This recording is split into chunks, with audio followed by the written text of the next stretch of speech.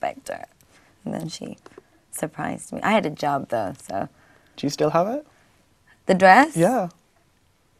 You know, I bet my mother fucking does have it because she keeps everything. She's so Italian. Our next question sort of links in with that idea, and it's by Corinne in Israel. And the question is, how did your old classmates and teachers react to the fact that you're now one of the most popular people in the world? My classmates? Old classmates and teachers. Well, my old classmates, I don't know, I don't really speak to all of them, but my closest girlfriends are wonderful and haven't changed a bit. And as for the school,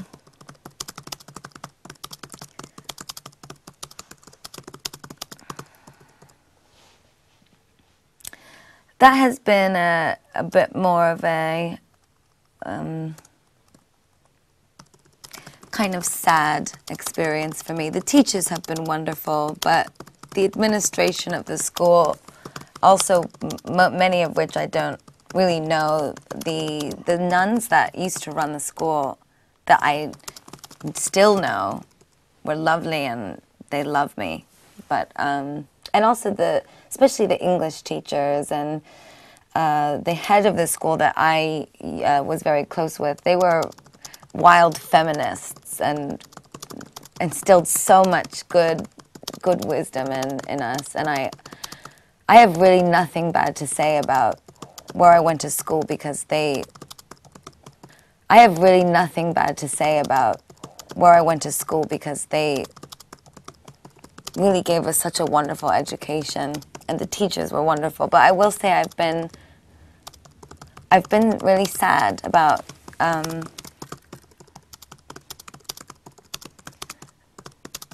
some of the things that have happened with my high school because my sister goes there and my family worked so hard. My parents were not rich. They spent every dollar that they made on me and my sister going to the most wonderful, expensive private school that they could afford because they wanted us to have opportunities that they didn't have. And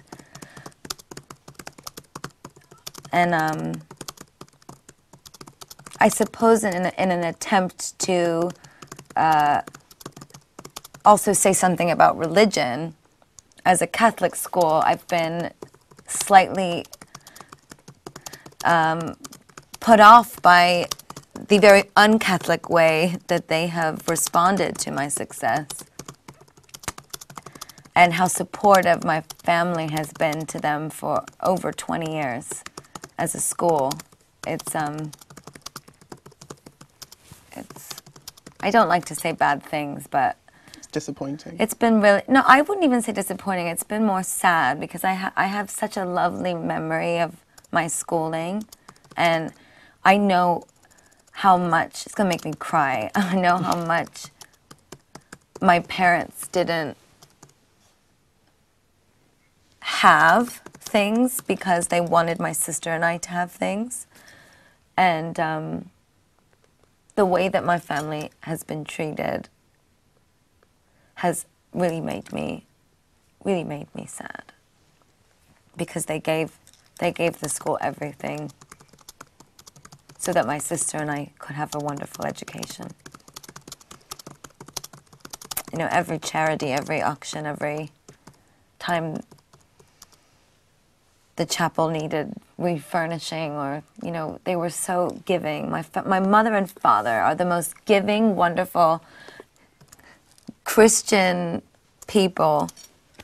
No judgment. They taught my sister and I to be so free and no judgment. And there is such a diluted sense of religion and what is right. And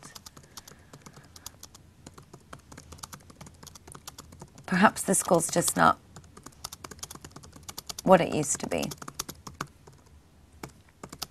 Makes me very, very sad.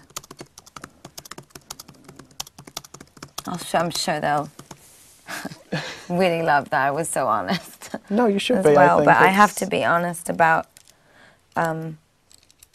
something that's that personal and close. It's so personal, and I don't want to lie. I don't want to lie, because the truth is that my closest friends and family have been so wonderful, and I'm so grounded, and I'm myself, and I you know, I don't give a shit about money or yachts or big houses or fucking dinner parties, and I think it's really wrong to judge people, and I think it's really wrong to place a social importance on a family or a human being. I think it's really wrong, and I would never do that to someone, and it's everything I'm against, so I have to be honest about it, because it's how I truly feel. And my sister is the most lovely, wonderful, precious person.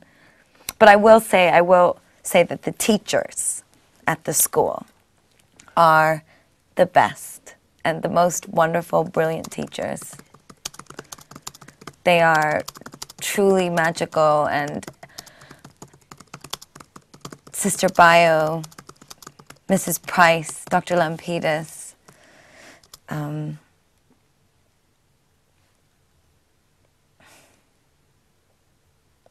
just so many wonderful, wonderful teachers.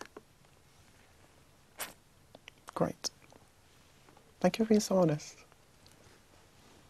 Now, our next question has been asked by George in Lisbon, and also by Ari Emanuel in Los Angeles. You always knew you wanted to be famous. What is the most unexpected part of that? The thing you never accounted for or imagined? The love I feel for my fans. The love that they've given to me. That is like, it's so precious. You can't even imagine it until you... I must sound like how when women give birth, they say, you can't imagine how you feel when you give birth. That's how I feel. You can't imagine it. They are so... It was so funny this morning. One of my fans got my phone number. So they were so sweet. They sent me a photo of them with these masks on, and they were going to her 21st birthday, and they were calling me and texting me and telling me how much I inspire them, and I started to to respond and talk to them, because I felt so bad. I didn't want to ignore them. I knew they knew it was me. So I just told them how much I loved them, and they were like, we love you, Mother Monster, you're so super amazing, and we're wearing these masks because we love you, and you've changed our lives, and I can be myself. And I was laying in bed crying because I love them so much, and they were sent to me these sweet little photos, and I was scolding them to be safe and not drink too much, even though it was their 21st birthday. And I think it's interesting you saying that, because as well, from the number of questions we had that were just, I really love her, will you let her know that I love her? And it's just like, I know it's not a question, and there was so much kind of love coming through from these comments, and people seem so grateful to kind of have the chance to send they're something wonderful. to you. And I would say most of them are quite troubled. I mean, I look out into the audience, and it's like looking into tiny mirrors, you know? They all remind me of myself, and they're all, so many of them have, they're insecure, or they hate their parents, or they don't fit in at school, or they're cutters, or they're depression, and some of them are 9 and just like pop music, and some of them are 35 and are on a night out in the town with the boys, and it varies, but I would say that there's a vast majority of them that are quite troubled and looking to fit in, and they feel like freaks, and they want to go out to raise their freak flag high above their head and be freed. And that's what the show is all about. The show is a safe place for them. And that's what I say at the very beginning of the show. I say, I created this show. I created the Monster Ball so that my fans would have a place to go, a safe place. An electric chapel. Like a hat. It's their hat. Social canopy. A social canopy.